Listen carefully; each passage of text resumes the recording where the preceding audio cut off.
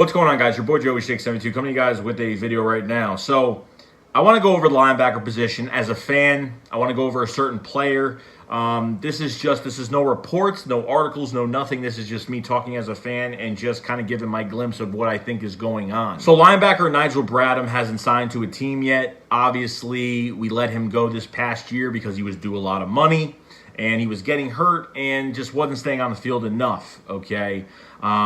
I think Nigel Bradham was one of our best free agent signings in Doug Peterson's tenure as head coach.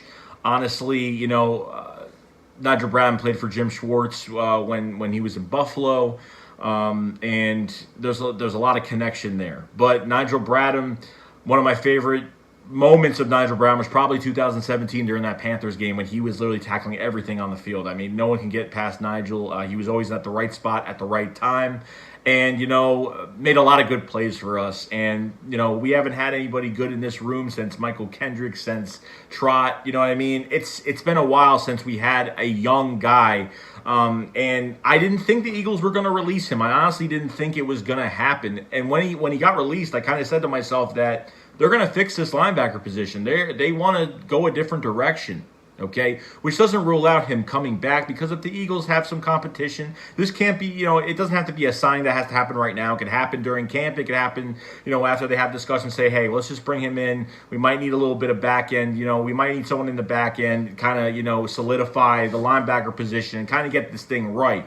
So you go out in the draft, you get Davion Taylor from Colorado, okay, and Davion Taylor doesn't even look like a linebacker. Okay, he looks like a safety. I mean, he's got great tackling ability. He's tackling. He's aggressive. That's what I like about him too. You don't really see him getting knocked back, pushed back. He's got a good sidestep, good blitzer, backfield recognition. I mean, you name it. He barely even played football in high school. Only played like maybe a game. I don't even know. Probably almost nothing. And now is on an NFL roster now. So as a third-round pick, you have high expectations to be a role player in a defense. At this point, I like Davion Taylor, and we'll just see what he brings to the table. Now, T.J. Edwards, the undrafted linebacker from Wisconsin, he was someone that everybody was pretty much hyped for a couple years ago, and finally got his chance. Okay? And, has shown some really good flashes, good tackling. His coverage wasn't that bad. It's not the best, but it's not bad at all. You know what I mean? I want to see a lot more from him. Doug Peterson was very high on T.J. Edwards, and I'm pretty high on him too.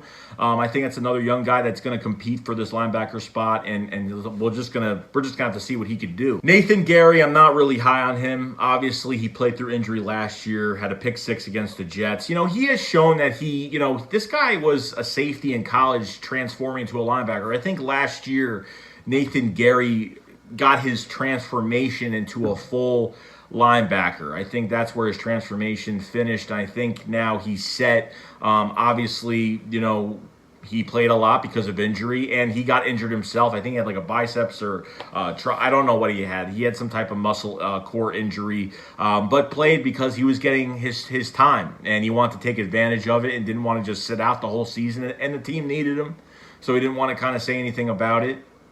But Nathan Gerry, to me, is just a serviceable backup for the Philadelphia Eagles, but not a bad one, not the worst one. He's probably ranked one of the worst linebackers, but you know what? Him being in a system, I think works better than him counting on him for everything. And I think him playing the Mike linebacker, calling the shots on defense, lining everybody up, I think he's had a lot of, he did a lot of that last year in 2019, and I think that really did help. I know Kevin Fajol, the linebacker coach, is very happy with him. And if you need to put him put him there to make the calls, he could do it. So, it's not bad having a guy like that. I don't hate Nathan Gerry. I don't think he's a bad player, but is he the best? No. Is he the worst? No. But I think as a product of a defense, I think him with good guys around him, I think he can flourish pretty well. I just don't think he's ever going to be a superstar in the NFL. We drafted Shaun Bradley from Temple this year, and I have to say, he's got a lot of leadership qualities. He's got great tackling ability. He can blitz. He's got probably the best decent coverage linebacker that we have right now. Obviously, they haven't hit the field yet, but based on what he has done in college and based on what he has done before, he's going to put on that Eagles jersey and go out there. I think he's got a lot. He's done a lot more coverage, but he does a little bit of everything. He's like a balanced linebacker that could do a little bit of everything. Is he the greatest at everything? No, but like I said, another product player in this defense that can flourish. I'm excited for Shaun Bradley to show what he's got and just to see what he could do. We actually did go in free agency to go sign Jatavis Brown, okay? Jatavis Brown, it's going to be a big question mark for him for me just because, he came into the Chargers. Pretty much he started playing due to injury with the Chargers and, the statistics don't really poke at you too much and don't really wow you.